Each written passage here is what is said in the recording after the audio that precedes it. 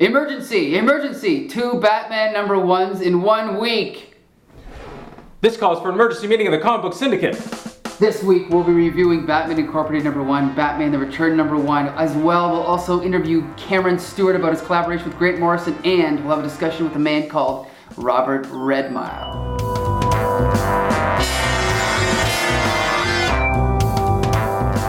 I am Mike L. This is George, the Mexican Manhunter over here, and tough guy Tony Gray is helping us out today. We've got special David Finch lighting to help us out with the review today. Batman The Return #1 came out this week. It's written by Grant Morrison, drawn by David Finch.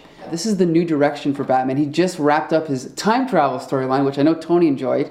I was a big fan of the story and the new status quo to Batman, and personally, I'm really excited about where they're going to be going with this. Tony, what did you think? I thought it was actually pretty good. I'm not a Grant Morrison fan the way you are. Mm-hmm. This was readable. This was, and to me, readable for Grant Morrison is a compliment. Okay. George, did you enjoy it? Yeah, I loved it. I didn't like the time travel either, but I really, this issue was great. And I mean, my only real complaint is is that a headlight on his chest? I'm a little confused about that. I liked the time travel story personally, but really I just want him to be solving crimes in Gotham.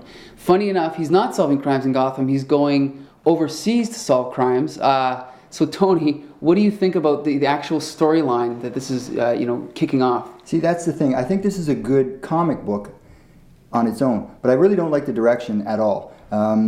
I think everything in here is derivative.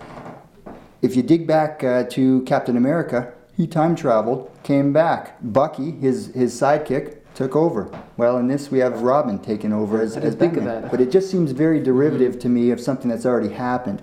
On its own merit, the book is good. George, is this a good jumping on point for new readers? I don't think anyone could jump in this issue as a new reader in any way, shape, or form. I think it does a good job at explaining stuff, but without someone to back it up, or without some internet search or something like that, you might not have to read all the back issues, but you would need some extra help with this one. The other thing, hey, this is David Finch's first Batman comic. He is going to be the new regular artist on Batman The Dark Knight. It is something different. He is really suited to Batman as far as the action side of it, as well as the mood, as well as the David Finch lighting that you can see here. I think the only thing I didn't like was, surprisingly enough, the inks. I thought the inking was a little bit, almost too much like an ink and not enough like a brush. What do you think, Tony? I thought that I was fortunate enough to see the original pages in pencil form. Okay. So when Dave was working on them, I was seeing these. Now I'm seeing them, and to me the idea behind inking these pages is to enhance it. To me it looked like they had gone line for line over his exact pencils. And you're losing all those lines. Yeah. Those lines you're talking about, that even if you just traced over them, Dave's work is brilliant. So I got to see it, but now I'm like, I need this to what's going on over here? It was pretty muddy, and the artwork was beautiful, especially some of those 2-page spreads. Yeah. The initial scene in the Batcave with all of the Bat people, that was a fantastic piece of work. Recommend it? I'd recommend it. It's a worthwhile book. Yeah, it's a great one shot, absolutely, but you can't just jump in on this one. Our next one is Batman Incorporated #1. Batman is now working internationally, training other Batmans to fight crime in other cities. In this story, he's in Japan, and it looks like he's going to be training a guy named Mr. Unknown to be the Batman of Japan. Tony, talk to me. Is this what a kid wants to read when he walks in the store to read a Batman comic? I don't think so. I think what you're having is Batman running all over the world. I want him in Gotham. I think when they make the movies, they're going for mass appeal. They put him in Gotham. When you're trying to sell to fanboys and Grant Morrison's writing, you do something like this and they love it, but is it really increasing the sales? I don't think so. George, are you excited? I think what they're doing, obviously, is what is it again? Eat your cake and throw up too, or something? No, I don't remember how the saying goes exactly. Yeah. But because you get Batman and Robin, and then you get this. I don't know why they didn't call it Batman International. Yeah. Why it's called Batman Incorporated. It just reminds me that Bruce Wayne is like a corporate shill, I guess. Yeah. I don't really know. I don't like that part of it. But otherwise, the artwork, and everything, I think it's a great idea. I want to see a Batman with a sombrero. We got to see a Batman with the Cylon face, right? With the turban. And Knight and Squire, it could be odd. There's a lot of great things I can do. It'll be silly. I'm looking forward to it. Hey, it's something new. It's an adventure I haven't seen before, so I enjoyed every minute of this comic. I really like the art by Yanick Paquette. Although I think Catwoman was a little bit cheesecake with the low-cut shirt. But, other than that, a great story. And we even brought back the old Lorenzo Semple Jr. Narration at the end. Will Batman, solve the crime? That's not exactly what it was, but it was something like that. I mean, what do you think, Tony? Is that... I thought it was fun. I thought the whole mood of this book was fun. It had the Grant Morrison feel of his all-star Superman. It was a much lighter book in my view than, even though there were some pretty rough scenes in it, it just seemed a lot more fun than the Batman The Return book. Sure, yeah, I agree. I'm hoping it has a feel like the Batman Brave and the Bold cartoon. You know what I mean? Where it's a lighter, funnier Batman, but he's still rough and tough and the whole other thing. And this is, I guess, if I remember correctly, this is not new. You know what I mean? There was the International and Intergalactic League of Batman. Back in the 1950s. Yeah, back in the 50s. So I'm not saying that. And Morrison has always been famous for taking these old ideas and, breathing new life into them, or just taking them. Yeah, or just taking them and going, mwah. Last question, guys. Yellow circle or no yellow circle? Yellow circle, because you have to differentiate between the different Batman at this point. I always liked Miller's argument for it. It's a target. Yeah. Armor the crap out of it, and there you go, you're good. I'm in for now, but eventually I want the black bat back, and that's the most important thing about this comic, right, is the costume, so. Speaking of Grant Morrison. We spoke to Cameron Stewart recently about his collaboration with Batman's current scribe. Great. Yeah, I don't have any real stories about it. I mean, people always think that working with Grant Morrison means that he shows up, floating in a lotus position. Things like that. And it really, no, it's not. It's, he's a guy who writes good scripts, and I enjoy working on them. So the story about him being abducted by aliens, that was sort of, you know about that story, right? Yeah, of course, yeah. And he says now that was metaphorical.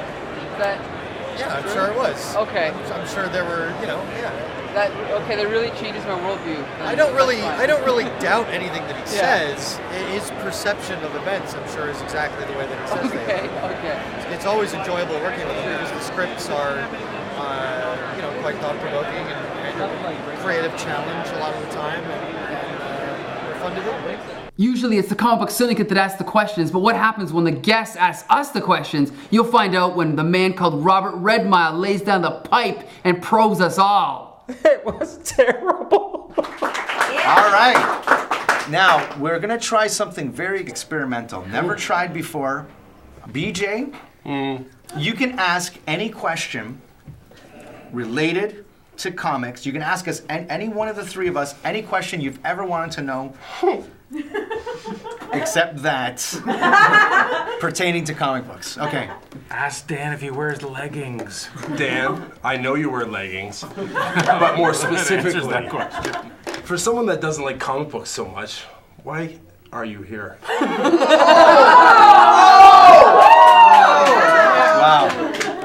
Wow. Finally, someone. Well, the truth be told, the pay's great. Well, it is. I mean, where are you going to earn a glass of water? Nowhere in the city. People beg on the streets for water. Ever. And to answer, it's not that I don't like comic books. I don't like a lot of modern day crapola, as I like to call it. And I collect for investment only. Really. The only reason you should. Really. Which, by the way, gives an extreme knowledge about the history of comic books, which I actually use as an encyclopedia all the time. Thank you. George, what did you just say? George, what does that mean? What does that mean? No, Mike. Yes, Robert. Tell me a little bit. This is Mike. That's Tell me okay. a little bit about the first comic book you ever read. It was Brave and the Bold, number 192. You said that very brave and very bold. Batman meets Superboy. And I was in for life. Is there anything else you'd like to know? No. To answer your question, Robert, talk. I love the attention. I cannot live a day without people going, look at him. What is he wearing? Pants? So there you go. There's your answer. Thank you. Thank you. Well, that was really informative. And that wraps up our segment on the spot. He did a great job. Can we get an applause for BJ? BJ! Thanks for joining us this week. Next week, we'll take a look back at Disney buying Marvel Comics. And talk about the upcoming Green Lantern film. Lights out, George.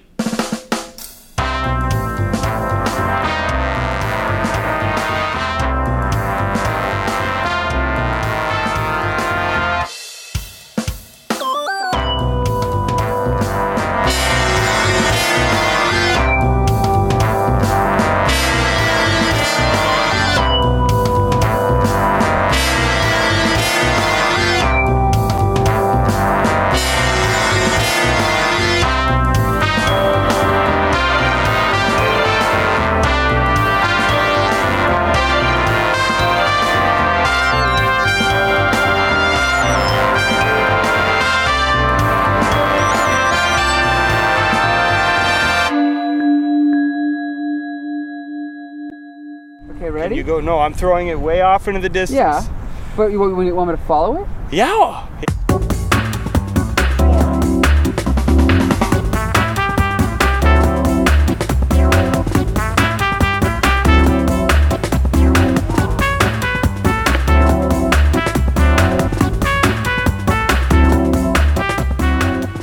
You gotta subtitle your lists. Don't you get it?